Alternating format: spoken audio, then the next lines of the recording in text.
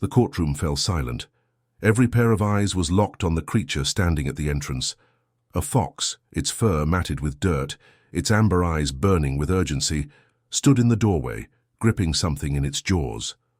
Judges, lawyers, and the murmuring audience froze. Then, without hesitation, the fox trotted forward. It weaved through the polished wooden benches, ignoring the gasps and the rustle of shifting bodies. The guards didn't stop it. No one did.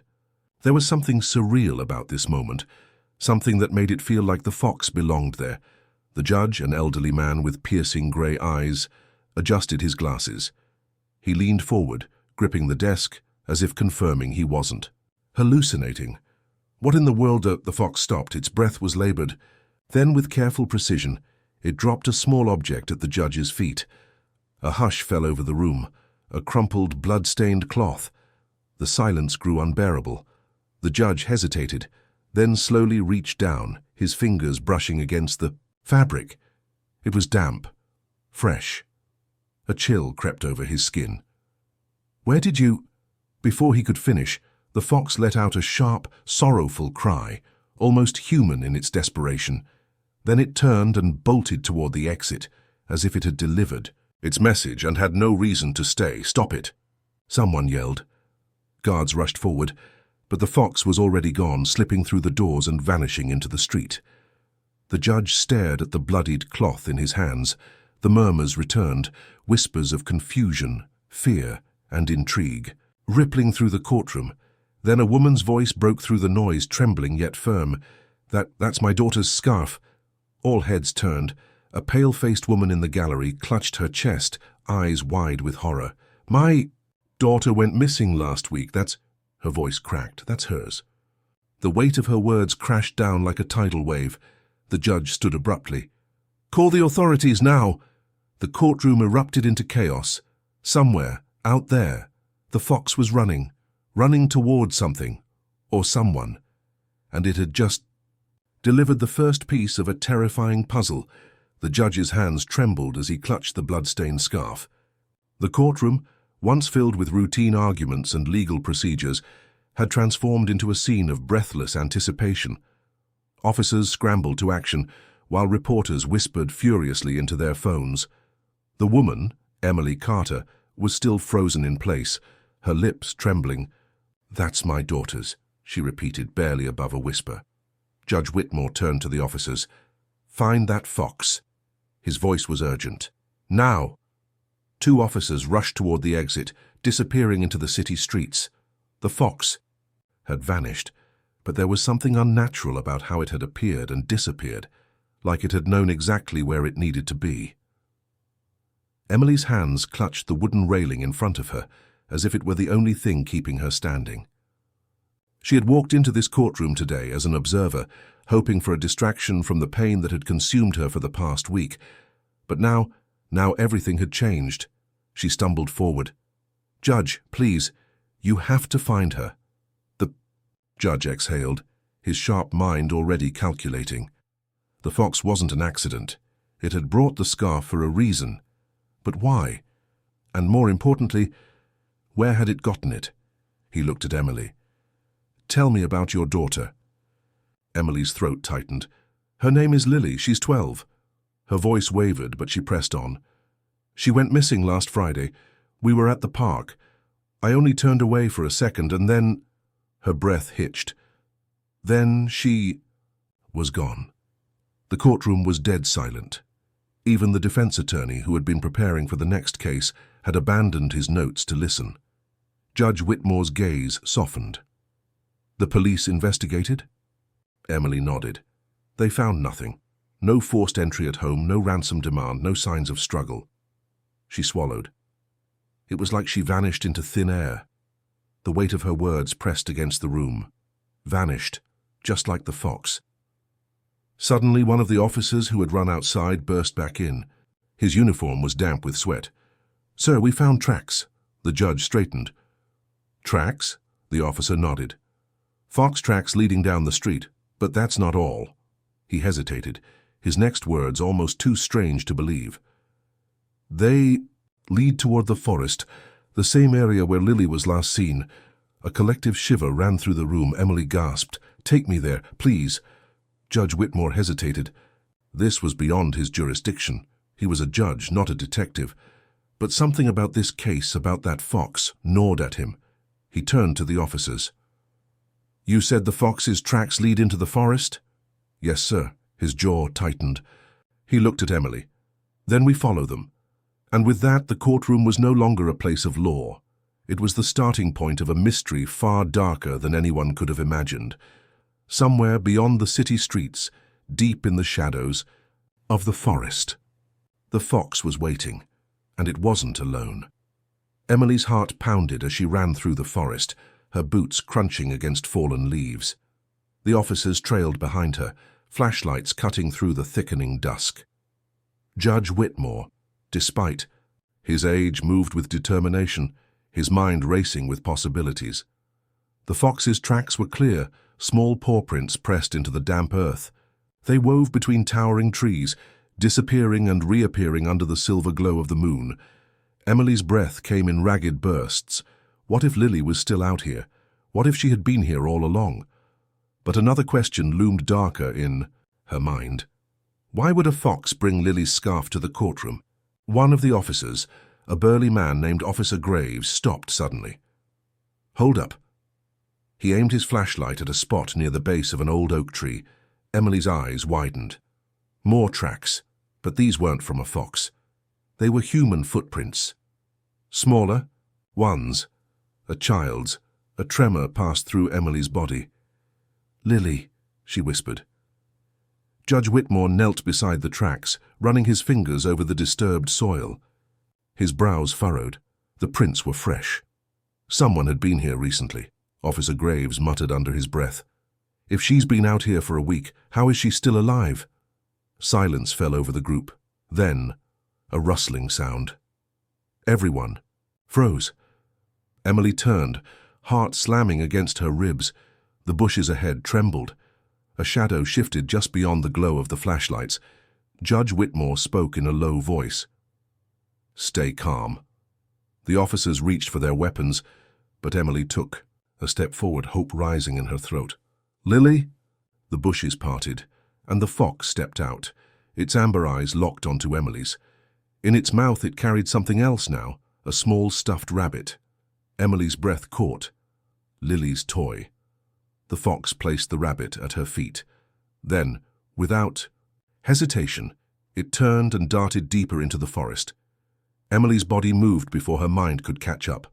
"Follow it," she cried. The officers hesitated for only a moment before they took off after her.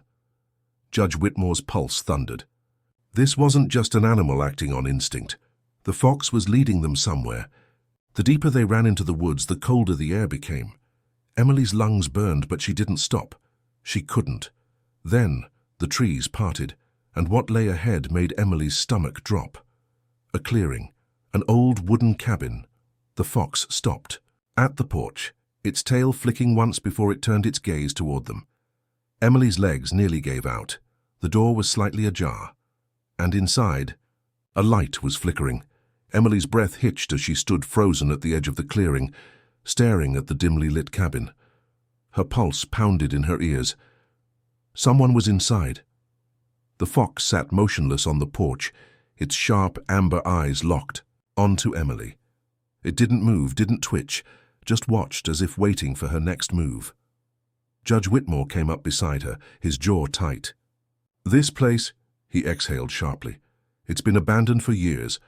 Officer Graves exchanged a wary glance with his partner. "Then why is there a light inside?" No one spoke. A cold gust of wind rattled the trees. Emily took a cautious step forward, her boots sinking slightly into the damp earth. Could Lily be in there? She didn't have time to hesitate.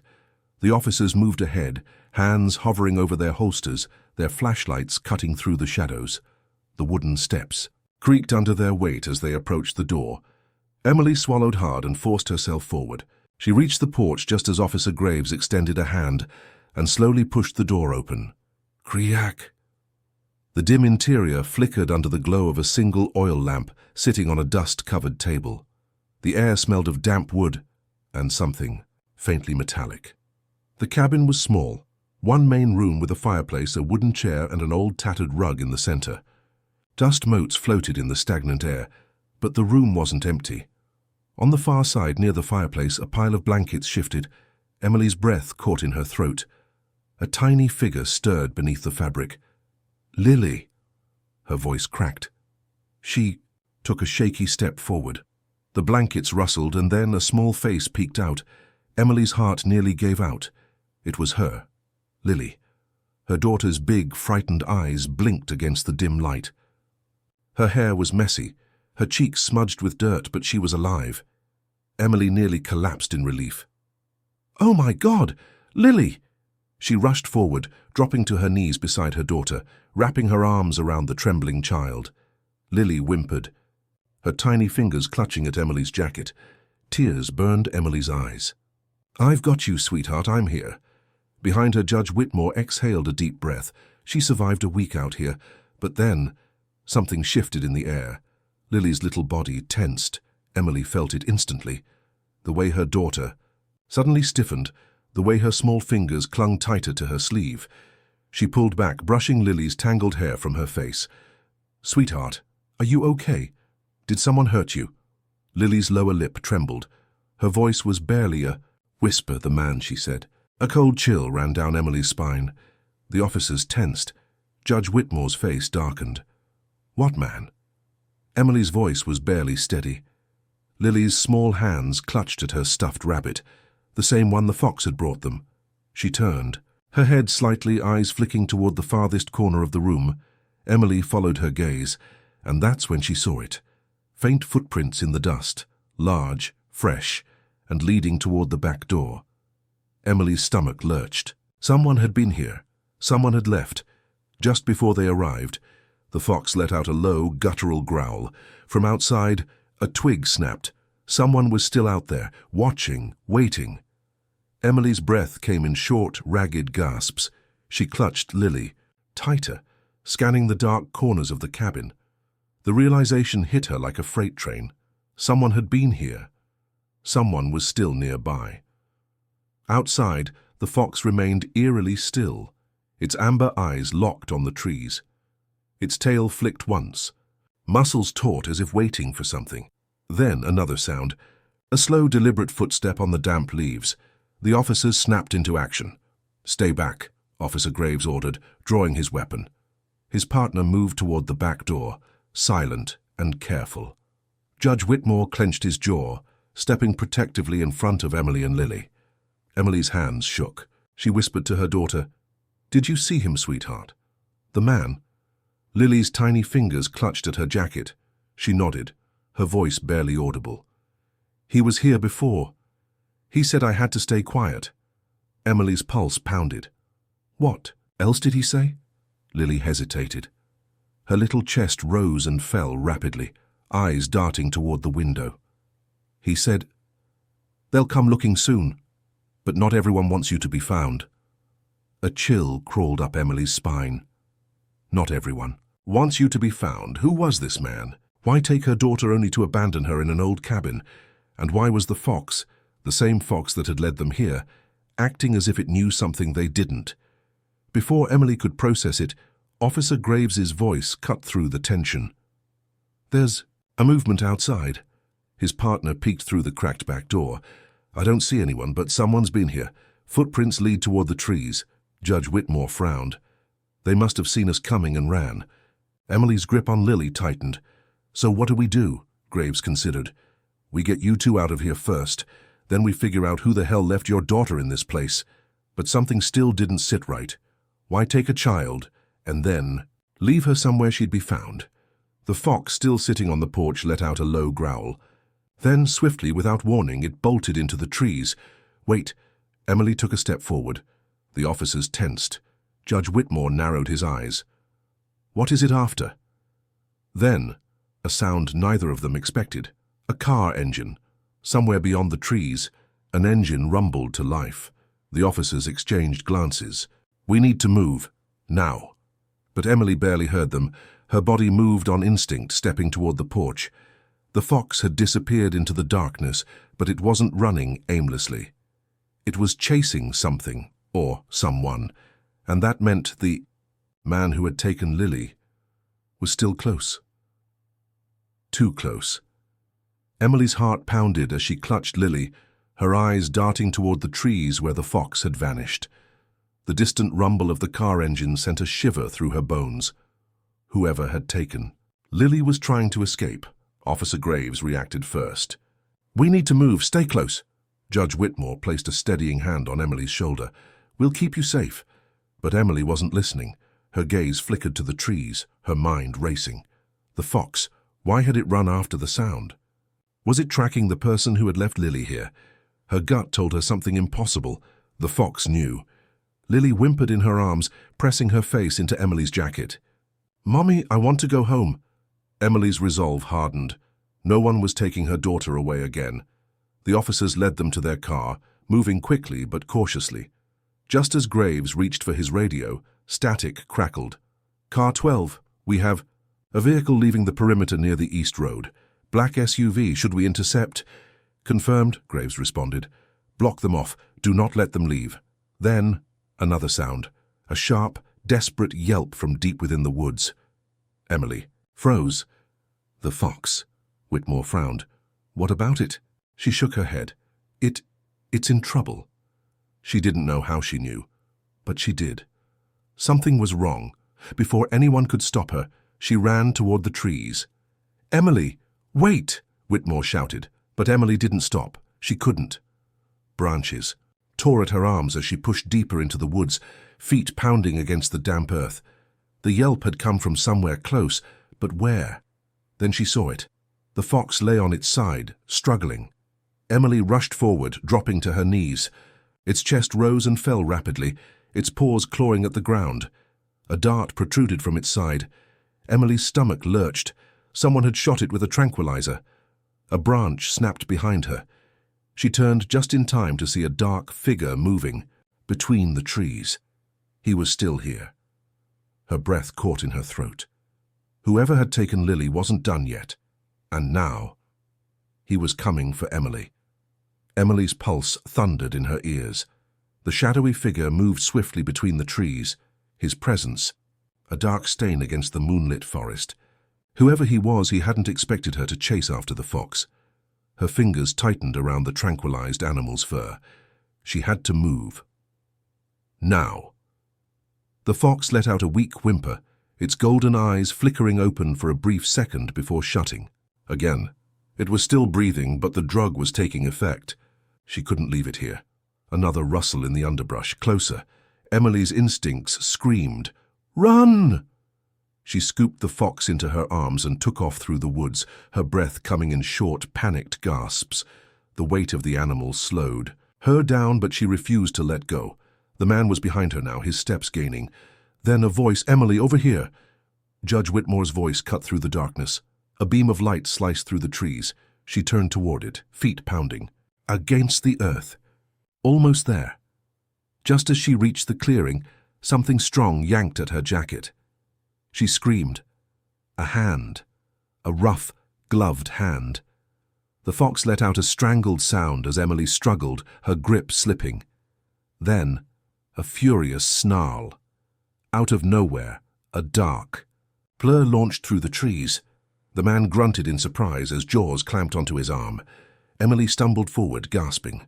The fox slipped from her grasp and tumbled onto the grass, but she barely noticed, because standing between her and the attacker was a massive black dog. Its fur bristled, lips pulled back into a vicious snarl, teeth glinting under the moonlight. It had come from the shadows, silent and swift. The man cursed and yanked his arm back, but the dog didn't let go. It was protecting her. A gun clicked. Emily's heart stopped. The man aimed a pistol at the dog's head. Then, a deafening gunshot. Emily screamed, but the man, not the dog, collapsed. A second gunshot fired into the air as Officer Graves emerged from the trees, his gun still raised. "Drop the weapon," he barked. The man groaned on the ground, his gun slipping from his fingers. Emily gasped for breath, staring at the black dog, which stood calmly over the fallen man, teeth still bared. "What the hell?" Graves muttered, lowering his weapon. "Where did that dog come from?" Emily turned to the fox lying motionless on the grass. The answer hit her like lightning. This wasn't just any dog. It had followed the fox. It had been watching all along. The moment she had stepped into the courthouse that morning, she had become part of something bigger than she could understand, and whatever that something was, it wasn't over yet. Emily knelt beside the fox, her hands trembling as she checked its pulse. It was weak, but steady. Relief flooded her. But before she could catch her breath, a deep growl rumbled behind her. The black dog. It stood rigid, ears flattened, eyes locked onto the fallen man. Its stance wasn't just protective, it was personal. Emily's stomach tightened. This wasn't just any stray. The dog stepped forward, its gaze never leaving the man who had just tried to attack her. Emily could see it now, pure rage, and then recognition. The dog knew this man. A low guttural growl tore from its throat. The man groaned, barely conscious, but the second he lifted his head, his eyes went wide with terror. "No," he rasped.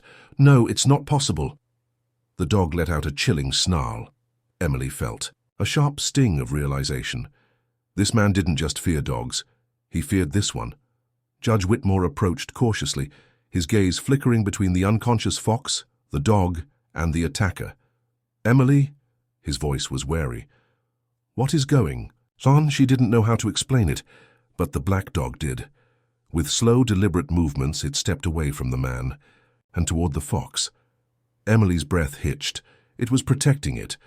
It circled the unconscious fox, then nudged it gently with its nose before lifting its head and staring directly at Emily. A silent plea. She understood. Her heart pounded as she turned to Whitmore and Officer Graves. "We need to take them both with us, now." Graves hesitated. "Emily, this man, he's dangerous. We need to—" "Do you trust me?" she cut in. The officer stared at her for a long moment. Then with a slow nod he reached for his radio. "This is Officer Graves, suspect in custody, but we're bringing in 2 animals, and you're going to want to hear this story." Emily rode in the back of the police car, the fox wrapped in a blanket beside her. The black dog sat tensely at her feet, ears flicking with every passing sound. She reached down carefully. "It's okay," she whispered. For the first time the dog met her gaze, and for a brief moment it softened. This wasn't just about survival. This was a story unfinished, and Emily was about to find out exactly how it began. The police station was quieter than usual. Officer Graves led the handcuffed man through the back entrance, while Emily carried the unconscious fox inside. The black dog followed closely, its every step measured, its gaze fixed on the man as if making sure he wouldn't escape. Judge Whitmore spoke with the officers in hushed tones, but Emily wasn't listening. She was focused on the fox. It had stirred slightly in the car, but hadn't fully woken up. Now, under the bright station lights, she could see just how thin it was. Ribs pressing against its fragile skin, its once beautiful coat now rough and unkempt. Someone had abandoned it, but then, why had it come to the courtroom? And more importantly, why had the black dog protected it? Dr. Harris, the station's on-call veterinarian, arrived moments later. She immediately knelt beside the fox, gently pressing her fingers against its side. "It's weak," she murmured. "Malnourished, but it's not sick or injured, it just needs care." Emily exhaled in relief, but her moment of peace didn't last long, because suddenly the man, the attacker, started laughing, a low, bitter chuckle that echoed through the room. Emily turned sharply. "You think you saved them?" the man sneered, his voice hoarse. "You have no idea what you've just walked into." Officer Graves stiffened. "You should be more worried about yourself. You just attacked a judge." The man smirked. "You don't get it, do you? That fox—" He jerked his head toward— "To that dog—" His voice dipped lower. "They don't belong here." Emily felt a chill crawl up her spine. "What do you mean?" But the man only grinned wider, and this time he didn't answer. Instead, the black dog did something no one expected. It stepped forward and growled. Not a warning growl, a growl of recognition. Emily's pulse raced. She looked at the dog, really looked. Its body was tense, its eyes burning with something far deeper than anger. It wasn't just protecting the fox, It had been waiting for this moment, and in that instant, Emily knew. This was personal. She turned, back to the man, but for the first time he wasn't smirking. He was afraid. Something connected these three, the fox, the dog, the man in handcuffs, and Emily had a sinking feeling. She was about to find out exactly what. The truth unfolds. The interrogation room was dimly lit, casting long shadows over the man's face. Officer Graves stood by the door, arms crossed, while Emily sat across from him, her hands clenched into fists. The black dog lay on the cold tile floor, its piercing eyes locked onto the prisoner. The fox rested on a blanket nearby, its breathing shallow but steady. The air was thick with tension. Emily leaned forward. "Tell me the truth." The man chuckled, shaking his head. "The truth? You wouldn't believe it if I told you." She slammed her hand on the table. "Try me." For the first time since his arrest, the man's cocky expression wavered. He glanced at the dog, then at the fox, before exhaling a long breath. They weren't always like this. Emily frowned. "What do you mean?" The man tapped his fingers against the table as if debating whether to speak. Then, in a hushed voice, he began, "That fox. It belonged to someone. A girl. Young. Maybe 10 years old. Her name was Lily."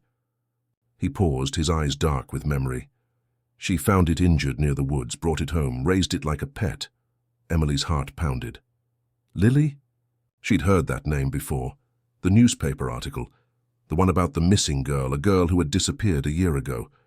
Her throat tightened. "And the dog?"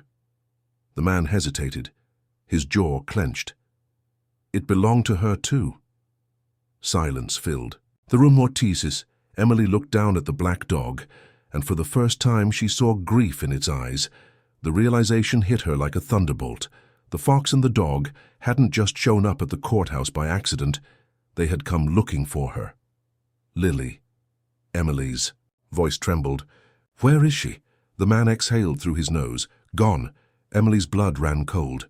"Gone or dead?" The man didn't answer, but Emily saw the truth in his silence. A sharp pain shot through her chest. The fox had been Lily's. The dog had been Lily's. And for the past year they had been searching the courtroom, the town, the places she had once visited, waiting for her to come back. A lump formed in Emily's throat. She looked at the dog again. It had never stopped protecting the fox, never stopped looking for answers. Even now, even after all this time, it had never let go. She swallowed the pain rising inside her. She wouldn't let their story end like this. Taking a deep breath, she turned back to the man, her eyes burning with determination. "You're going to tell us everything." The man sighed, but this time he wasn't smiling because he knew he had just lost. 1 month later, the seasons had begun to change. The leaves had turned golden, crisp beneath Emily's boots as she walked through the quiet field.